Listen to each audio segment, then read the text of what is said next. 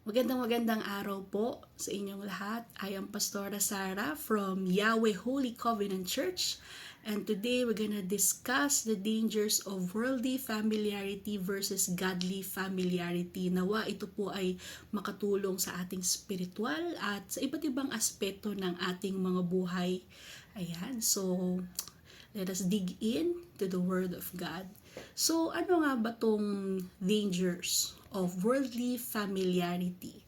So, one of the greatest problem, sometimes temptation of a man, no, is to become used to things. No?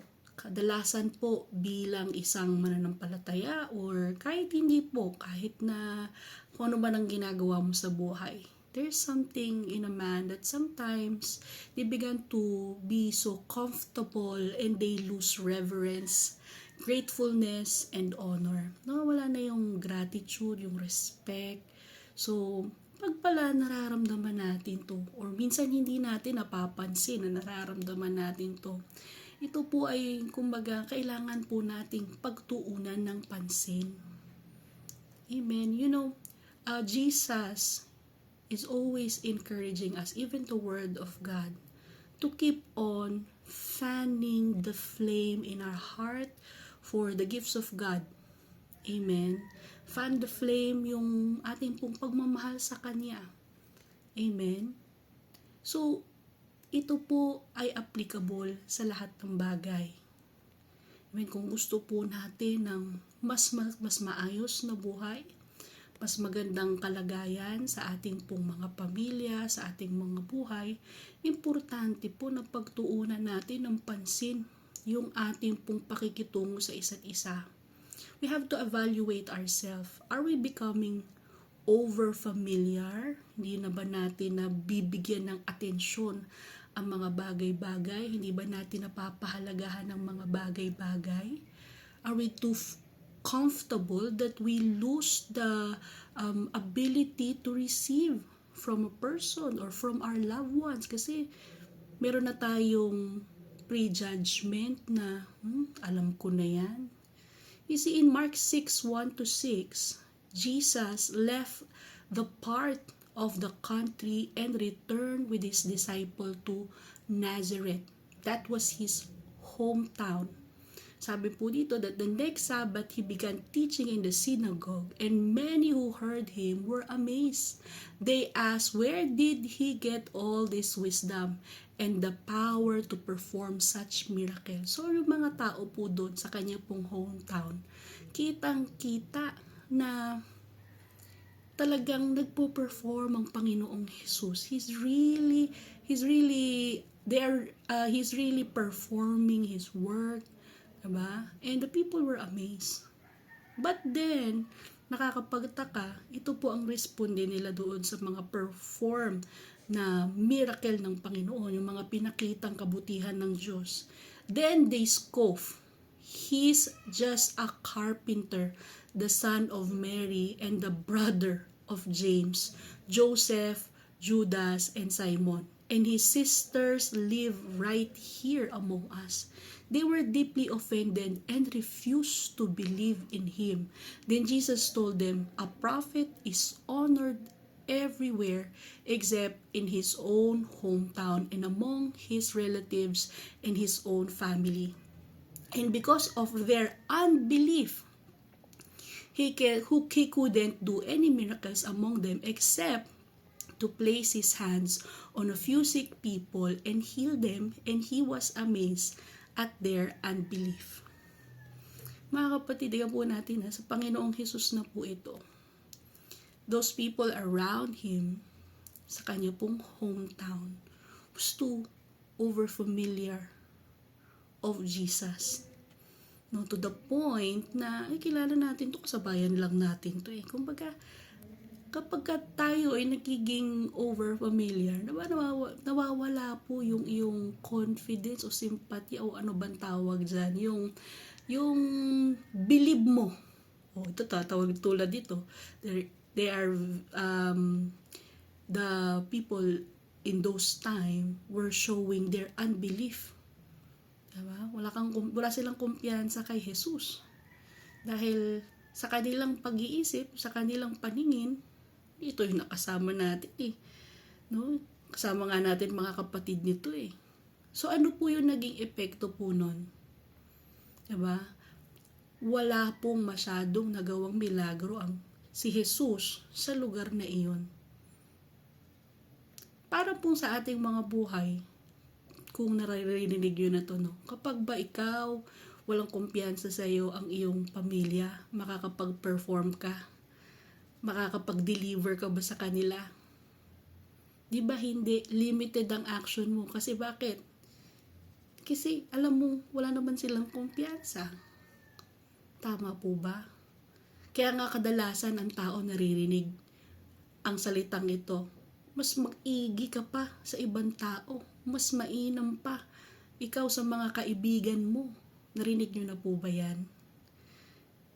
So you see, there is a danger mga kapatid.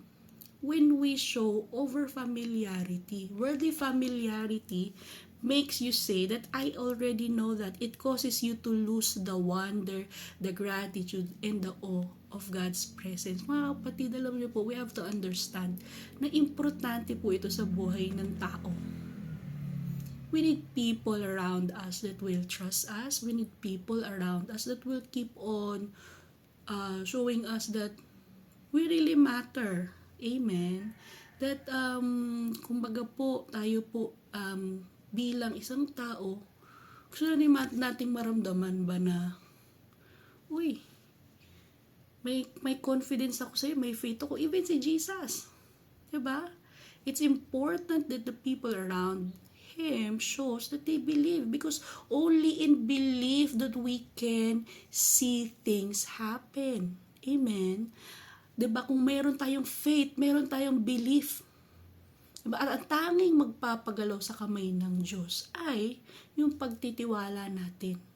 Amen. Kung naiintindihan natin to sa konsepto patungkol sa Panginoon, paano pa sa pamilya natin? Amen. If you want to see change in your family, then believe in your family. Kung gusto mo ng pagbabago sa iyong karelasyon, sa iyong asawa, believe. Work together. Trust in that person. Show your respect, your honor. Amen. Huwag mo siyang baliwalain. Amen. Pero unang-una sa lahat, huwag mong baliwalain ang Diyos. Pagkatiwalaan mo siya. Amen. You see, when our heart stop being grateful, our heart grows cold. Naglalamig po ang ating mga puso. When our heart grows cold, yung respeto nagfe-fade away. Okay? When our respect fades away, you stop receiving. Mawawalan po tayo ng abilidad na tumanggap. Amen. We cannot receive from God. Or kung kanino yung nawala yung ating kumpiyansa, we stop receiving from that person. Amen. The people of Nazareth in those times missed their miracle because they become too familiar with Jesus. You see, worldly familiarity leads to neglect and undealt issue. Yan, kadalasan nating problema yan, no? Sa isang tahanan, no? Majority, 'di ba, minsan hindi na pinag-uusapan ng mga problema.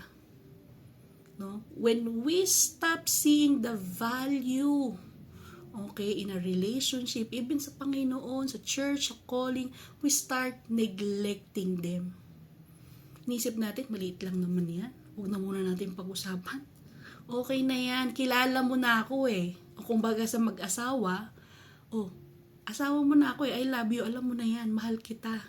Dapat alam mo na yan. Hindi po pwedeng ganon. Amen. Every day, kaya po tayo binibigyan araw-araw ng Diyos, is dapat mapakita natin sa mga minamahal natin na sila importante, na ginagalang natin sila, nire-respeto natin sila, we believe in them, may kumpiyansa tayo, and you'll see how the hand of God will work mightily for you. Now, apply that also to God. Amen. Araw-araw ng iyong buhay, pinapakita mo yung kumpiyansa mo sa Diyos. Araw-araw na pinapakita mo sa Diyos yung yung iyong pagrespeto sa Kanya, pagiging grateful mo, wow, your life will be powerful. Your life will be unlimited. Hebrews 2:1. This is a warning for us to pay attention. Ayan. Huwag po natin baliwalain ang mga bagay-bagay. Sabi po dito, no? So we must listen very carefully to the truth we have heard or we may drift away from it. You see, God doesn't want us to miss the truth. Miss the truth in our life. How we should live our life. Hindi lang po ayon sa mga naririnig natin, sa ating mga paligid, hindi lang ayon sa mga nakasanayan natin, hindi lang ayon sa ating mga relihiyon, but ayon sa Kanyang pong salita. God doesn't want you to drift away on how you should properly apply His Word. Amen. At the same time, sa ating mga pamilya, kung i-apply po natin to sa ating pamilya, gusto niya na even maliit pa lang ng mga issue, bigyan na natin ng atensyon. Amen. Deal with the hearts. Deal with the adult issue of lives. Because God doesn't want us to drift away from each other. Diba? Drifting starts with neglect. Not because of rebellion, but because of worldly familiarity. Diba? Naalala mo ba nung sa unang pakikipagrelasyon mo sa iyong asawa o kung kanino mang mahal mo sa buhay, 'di ba? You see every detail. Tama. You're very detailed. Nakikita mo lahat ng mga kabutihang ginagawa niya, no? Dapat hindi po mawala 'yon. Amen. Because kung hindi po natin to po protektahan yung ating mga puso, yung ating pakikitungo sa isa't isa, mga kapatid, no amount of wealth, no amount of blessing will ever help the family. Amen. Kung hindi po maayos yung pakikipagtungo, walang importance, walang honor, walang respect, worldly over familiarity lang ang nangyayari. Naku mga kapatid, masisira po yung ating pamilya. No, kahit na sobrang dami mo ng pera, kung sira ang pamilya mo, baliwala. Malungkot, kulang. Parang may butas ang buhay. Kaya mga kapatid, let us work. Let us work on helping one another. No, work on our conversation with one another, treatment with one another, making sure na kung tayo ay magiging familiar sa isa't isa, we are doing the godly way of familiarity, and that is showing respect, honor, and gratitude.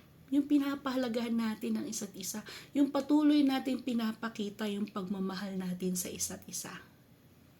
Amen. Don't assume that people will always understand so that you'll just stop caring, stop sharing your thoughts. Diba? Alam niya naman yan busy ako. Yan. So mga kapatid, a lot of relationships fail today because they become too over familiar to one another in a worldly way.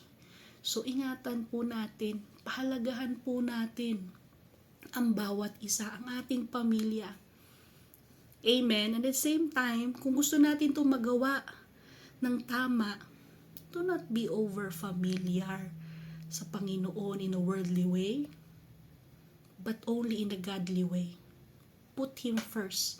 Diba? Seek first the kingdom of God, and all these things shall be added unto you.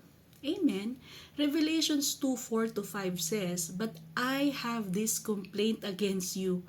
You don't love me or each other as you did at first. Look how far you have fallen. Turn back to me and do the works you did at first." Mga kapatid, there is a calling to us na to love one another katulad ng and love Him. Okay? Katulad ng pagmamahal natin sa Kanya sa una. Dapat po hindi mawala yun, yung love natin sa Panginoon, yung awe natin sa Kanya. Kasi yun po talaga ang gagabay sa atin. Yun po talaga ang susuporta sa atin, yung pagmamahal natin sa Diyos. So kung gaano ka on fire in your love with God, wag na wag mawawala yun. In Jesus' name. Same thing, kung gaano ka in love sa iyong kapareha ngayon o kaasawa mo ngayon, dapat hindi nawawala yun dahil ba nanganak or dahil ba tumanda na kayo, wala na yung fire. No. Keep on working with the relationships that you have and you will see the blessing of God. Dahil alam nyo po, one thing that the devil is trying to destroy is the sanctity of marriage. Okay? Yung marriage mismo. So, wag po nating hayaan. No? We can only protect this through proper communication. When we continue to fan the flame in our hearts na talagang pagtibayin yung relasyon na meron tayo. Ganoon din sa Panginoon. Diba? Yun din yung laging tinitira ng kaaway. Yung pakikipagrelasyon mo sa Kanya. Paano? He is deviating you sa mga problema, sa mga temptations. Huwag niyo pong hayaan. Kaya nga, di ba, kung tayo mainit yung pagmamahal natin, kahit anong distraction yan, kahit anong ibigay ng kamunduhan, hindi mo lilingunin yan. Amen? So again, let us be careful sa worldly familiarity because it only breeds disrespect. And when there is disrespect, kita mo, there will be separation. Malachi 1:6, the Lord of Heaven's army says to the priest, a son honors his father and a servant respect his master. If I am your father and master, where are the honor and respect I deserve? When we treat holy things casually, diba, it shows we've allowed worldly familiarity to replace godly reverence. So, disrespect can creep in quietly through complaining, pride, or comparison. We start saying, nako, ano lang to, simbahan lang naman yan, pastor lang yan, or worship lang yan. And before we know it, our hearts have hardened. Mga kapatid, ito po ang lagi kong prinsipyo na tinatandaan sa aking buhay. Kung ito nagagawa ko sa kapwa ko, dapat masigit kong nagagawa ito sa Diyos. Kung ako masaya ako sa mga kaibigan ko, dapat pala mas masaya ako sa presensya ng Diyos. Amen. In the same way, kung masaya tayo sa ibang tao, nakasama natin, nakakasalumuhan natin, dapat masaya din tayo kasama yung mga pamilya natin. Amen. Kung ikaw enjoy ka sa company ng mga kaibigan mo, dapat masigit kang enjoy din kapag kasama mo yung asawa mo. Hindi yung kapag gawi mo, parang gusto mo nang umalis. When that is the case, then there's a problem. Meron ng kailangan i-deal. Amen. And you can do that through prayer. No? Alam niyo po, walang matigas na bato sa Diyos na buhay. Alam mo, may kakilala ako, yung kanya pong tatay, sobrang ang kanyang description sa kanyang tatay ay berdugo. Sobrang sama. Pero, alam niyo po ang ginawa niya? Every day, every night, he will pray for his father. No? Batang-bata pa lang siya, pinagpipray niya na yung kanyang pong tatay. Pumupunta siya sa ilalim ng kama. Tapos habang natutulog ang tatay niya, hinahawakan niya yung paa. Inaabot niya. And kapag kasasakay daw siya sa motor nila, na ang tatay niya ang nagdadrive, kunyari kakapit siya ng mahigpit, pero niyayakap niya at pinapanalangin niya. And when that person reached 21 years old, alam niyo po ang nangyari? Nagbago po ang kanyang ama. He become kinder, naging servant siya ng Panginoon, and ginawa niya ang mabuti sa kanyang asawa. Mga kapatid, wala pong imposible sa Diyos. Kaya mga kapatid, huwag kang masanay sa sitwasyon mo. Huwag kang masanay sa pakikitungo, sa salamuha mo, sa mga minamahal mo na ganyan na lang. Amen. Level up. planuhin nating maigi paano natin mapaparamdam yung pagmamahal, yung tunay na pagmamahal sa isa't isa. Yung tunay na respeto, yung tunay na pag-honor. Amen? Because godly familiarity draws us closer. Amen? Gusto ng Panginoon na yung familiarity natin, it leads us to intimacy, not irreverence or not irrelevance. So, hindi mo na siya papansin, irrelevant ka na. Hindi. No? Sa panahon po ngayon, ang dali nang makipag-cut ties. Di na kita kailangan, wala ka naman pakinabang sa akin, kaya ko nang mabuhay. But you know what? God's way is really not our way. His thought is really higher than our thought. Kung tayo minsan gusto na natin, stop na, ayaw ko na sa'yo, di na tayo magkakaroon ng connection dahil ganyan ang ugali mo. Sa Panginoon, hindi po eh. Tingnan niyo po sa buhay ni Job. Job, naranasan niya yung talagang mga may hirap sa kanyang buhay. Namatay, nasunog lahat ng mga ari-arian niya. Namatay ang kanyang mga anak. Hindi lang po yun. Iniwan siya ng kanyang asawa, tinalukuran siya ng mga kaibigan niya, at higit sa lahat, nagkaroon siya ng mga malubhang sakit. Pero when God restored Job, you know what? He restored Job na makita din ng mga tao sa paligid niya, maging mga kapamilya niya, kamag-anakan, kaibigan, yung kabutihan ng Diyos. So we do not cut ties. Amen. Kahit na sobra pang sama niyan sa'yo, let God deal with that person. Pastora, di mo naman alam yung ginawa sa akin yan. Mga kapatid, yes, it can be painful. Even sa akin, merong mga gumawa ng masama. Yes, it's painful. But you know what? Lagi natin iisipin, ang Diyos ang hukom. Amen. Ang Diyos po ang hukom. Kung may ginawa siya sa inyo, no? Nakaligtas man siya dito sa lupa, may nakatingin sa taas. Yan po yung lagi ding naririnig ko sa aking pong guro na laging nagsasabi, kung dito nakalagpas ka, humanda ka sa taas na nakakita ng iyong mga gawa. Amen. So, mga kapatid, kung meron tayo mga daing sa buhay, rather than talking it with our friends, yes, makakatulong yun. Amen. May kailangan mo makapag-vent out, yes. Or gusto mo nang makakaramay. Kailangan natin yun bilang tao eh. Pero wag nating kalimutan na dumaing sa Diyos. Number 1 talaga si God. Kasi siya po yung makakaintindi sa atin eh. Siya yung tutulong sa atin. Siya yung maglilinis sa ating mga maling pag-iisip. Minsan, ang mga tao sa paligid natin, syempre magbibigay sila ng advice, experiential. Tama po ba? Ayon sa mga experience nila, ayon sa predicament nila sa isang tao, you know what? Si God, He's not a condemning God. He will always lead us to the perfect way. Diba? He is the light unto our path. James 4:8, come close to God, and God will come close to you.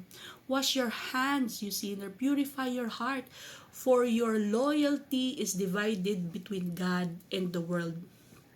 Godly familiarity grows through relationship, not routine. No? Religion will teach us routine. Okay? But you know what? God wants intimacy. God wants quality time. So that we will never lose our awe. Amen? Not just religious work. Yung maging totoo ka. That's how we fan the flame in our heart to love one another, to be kinder, to respect, to honor. Amen? That's why we can continue to walk with God or to the people around us na minamahal natin.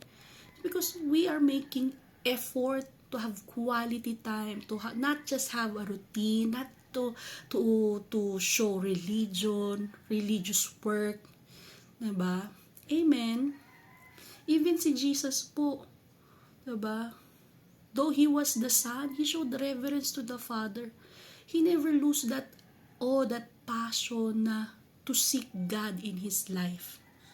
Amen. He even fasted and prayed. Oh, he's the Son of God, but he fasted and prayed. Lagi siyang laman ng prayer house. Amen. Ng simbahan, nandoon siya. Amen. Or kung hindi siya makita ng simbahan, nahanap siya ng quiet place just to seek the Father. Amen. So let us fan the flame. Let's stay grateful. Let's be reverent. Mga kapatid, these times that we have, marami pong mga puso ang nanlalamig sa Diyos o minsan sa kanilang mga minamahal because of what we see. What we see around us, what we experience around us. But we are reminded in 2 Timothy 1:6-7 na we have to really fan the flame.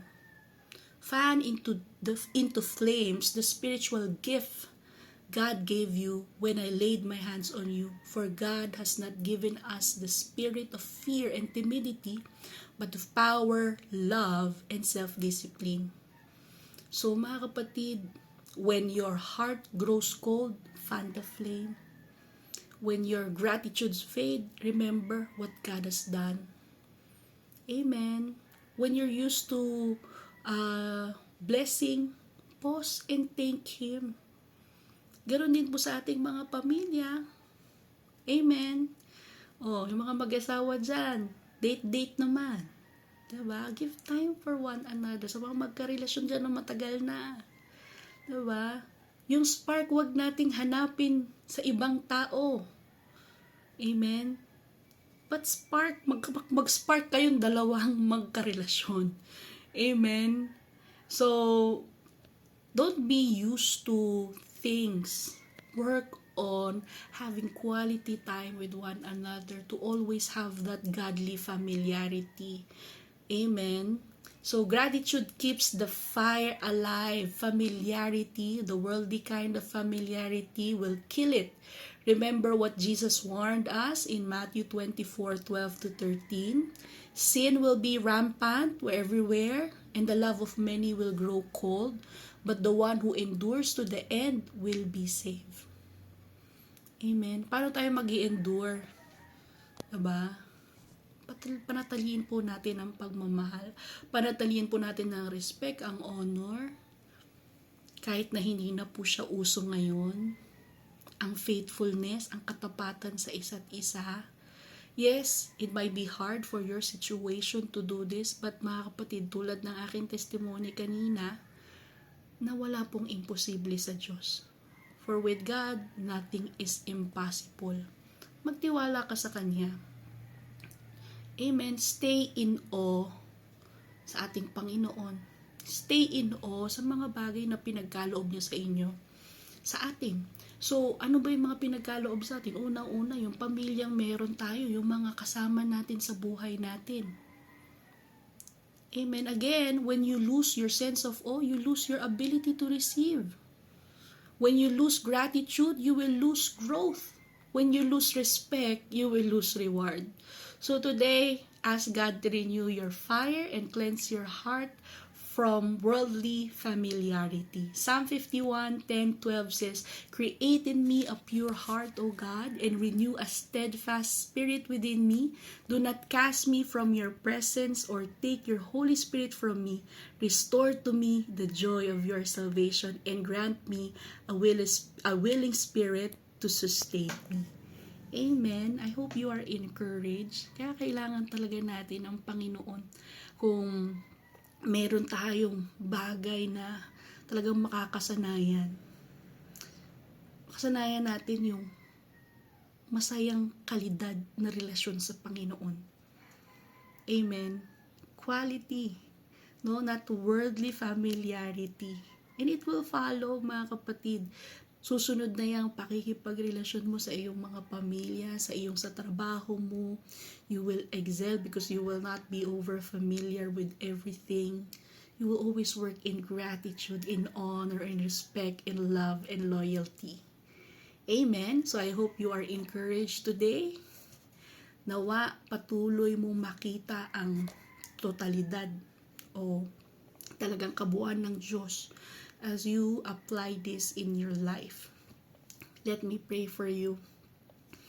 Father God, maraming salamat sa iyong salita. Maraming salamat dahil naririto ka. Tinutulungan mo kami, ginagabayan mo kaming lahat. Lord, dalangin ko Lord God na tulungan mo kami na gawin ng tama ang mga bagay-bagay sa aming pakikipagrelasyon sa iyo, sa pakikipagrelasyon namin sa aming mga mahal sa buhay, sa bawat isa Lord God. Dalangin ko Lord God ang iyong katotohanan, ang iyong kalakasan, makita nila na sa iyo Lord God, wala pong imposible. Protektahan mo ang bawat isa, gabayan mo kaming lahat, palakasin at samahan sa araw-araw at ibigay mo ang nais ng mga puso ayon sa iyong salita. Salamat Panginoon na buhay, in Jesus' name, amen and amen. God bless you po and thank you for joining us today sa maikling preaching na po ito. Nawa po kayo po ay palakasin ng Panginoon. God bless you.